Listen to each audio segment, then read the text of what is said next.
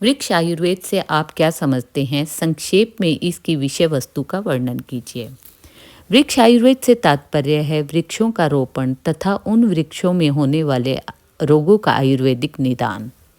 बृहद संहिता में वृक्ष आयुर्वेद अध्याय में वृक्षों के रोपण के लिए अच्छी भूमि, कौन से वृक्ष को कहाँ और कब लगाना चाहिए और वृक्षों के आंतरिक और बाह्य रोगों के पहचान और उसके निदान का वर्णन मिलता है। वृक्षारोपण के लिए भूमि चयन। अगर भूमि वृक्षारोपण के लिए अच्छी होगी तो वृक्ष भी अच्छा होगा। ज्योतिष शास्त्र में भूमि 3 प्रकार की बतलाई गई है: अनूप, जांगल और सामान्य।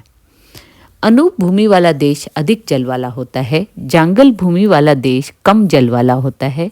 सामान्य या मिश्र भूमि वाले देश में शीत, उष्ण और हवा की समानता रहती है, अर्थात सामान्य भूमि वाले देश में जरूरत भर की ही वर्षा होती है। सामान्य भूमि सभी प्रकार के वृक्षों के लिए उचित कही गई है। वर्ण के आधार पर भी भूमि के भेद होते हैं, जैसे काली, पांडु, श्यामला, लोहित, श्वेत और पीली। इसी प्रकार रस के आधार पर भी भूमि के भेद होते हैं, जैसे मधुर, अम्लीय, लवणीय, तिक्त, कटु और कसाय। तो इस प्रकार आचार्य ने वृक्षारोपण के लिए प्रशस्त भूमि के बारे में कहा है कि इंद्रनील के समान, सुआ के पंखों जैसी कोमल, क्रोंच की भांति सफेद, चंद्रमा जैसी आभा से युक्त, स्वर्ण जैसी सुर्ख और चंपक जैसी मिट्टी वृक्षारोपण के लिए प्रशस्त है। बृहद संहिता के अनुसार वृक्षारोपण के लिए भूमि को कैसे तैयार करना चाहिए, इसके बारे में आचार्य कहते हैं कि सभी वृक्षों के लिए कोमल भूमि अच्छी होती है। आपको जिस भी भूमि में वृक्ष या बगीचा लगाना हो, उस भूमि में सबसे पहले तिल बोना चाहिए। जब तिल में फूल आ जाए तब उस तिल के पौधे को उसी भूमि में मर्दन कर देना चाहिए। यह पृथ्वी का प्रथम कर्म है। आगे आचार्य घर के समीप कौन कौन से वृक्ष का लगाना शुभ होता है और वृक्ष को घर से किस दिशा में लगाना चाहिए, इसके बारे में बृहद संहिता में वर्णन करते हैं कि घर के समीप नीम, अशोक, पुन्नाग, शीरीष, प्रियंगु आदि वृक्षों को लगाना शुभ होता है। जिन वृक्षों के काटने पर उससे दूध निकले और कांटे वाले वृक्ष घर के समीप नहीं लगाने चाहिए।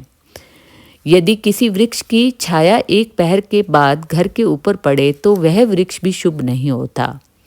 दूध वाले वृक्ष से धन का नाश, कांटे वाले वृक्ष से शत्रु का भय और फल वाले वृक्ष से संतति का नाश होता है। इसी प्रकार आचार्य ने वृक्षों के लिए उपयुक्त दिशा के बारे में आचार्य कहते हैं कि उत्तर दिशा में पाकड़ का वृक्ष, पूर्व दिशा में वट का वृक्ष, दक्षिण दिशा में गूलर का वृक्ष और पश्चिम दिशा में पीपल का वृक्ष लगाना चाहिए, क्योंकि यह सब वृक्ष इन दिशाओं में शुभ होते हैं।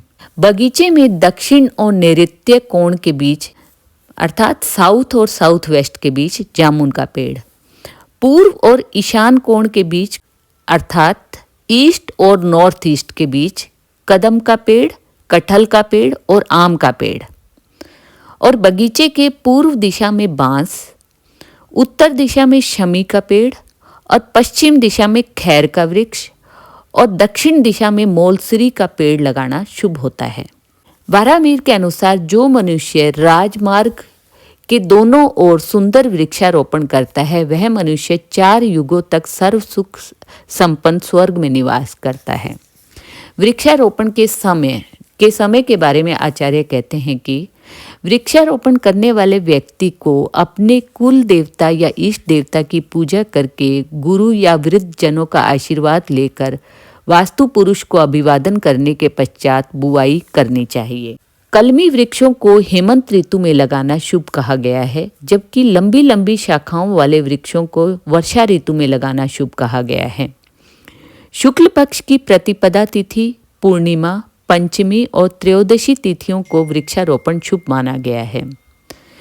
वार की बात करें तो सोमवार, गुरुवार, बुधवार और शुक्रवार, इन दिनों में वृक्षारोपण करना शुभ माना गया है। ध्रुव संज्ञक और मृदु संज्ञक नक्षत्रों में वृक्षारोपण को उत्तम कहा गया है। सोमवार के दिन मूल नक्षत्र हो तो धनु लगन में वृक्षों का रोपण शुभ माना जाता है। गुरुवार के दिन रेवती नक्षत्र हो तो गुरु लगन में हो तो वृक्षों को लगाना शुभ माना जाता है। इसी प्रकार वृक्षों के लगाने के क्रम के बारे में आचार्य कहते हैं कि यदि वृक्षों का रोपण अधिक दूर दूर किया जाए तो तेज हवाओं और आंधी से उन वृक्षों के लिए नुकसान हो सकता है। यदि वृक्षों को अधिक पास पास लगाए जाएं तो वह फलित नहीं होंगे। इसलिए वृक्षों को निर्धारित दूरी पर ही लगाना चाहिए ताकि वे फलवान होते रहें। तो वृक्षारोपण के लिए दो वृक्षों के बीच 20 हाथ की दूरी को आचार्य ने बृहत संहिता में उत्तम माना है। दो वृक्षों के बीच 16 हाथ की दूरी को आचार्य ने मध्यम और दो वृक्षों के बीच 12 हाथ की दूरी को आचार्य ने अधम माना है। वृक्षों को रोपने से पहले गड्ढे तैयार कर लेने चाहिए। गड्ढों की लंबाई, चौड़ाई और गहराई 1 हाथ के मान से रखनी चाहिए।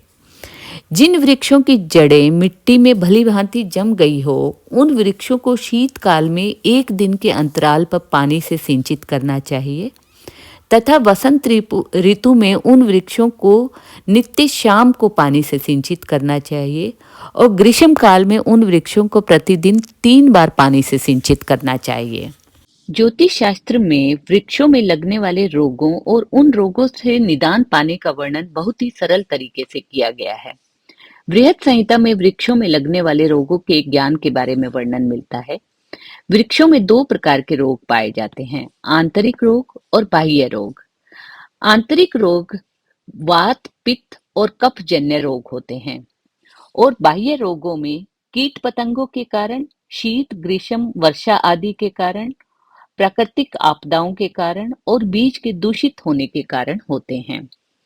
वातजन्य रोग तब होते हैं जब भूमि में अत्यधिक मात्रा में रूक्ष, कसाय आदि तत्वों को प्रदान किया जाता है।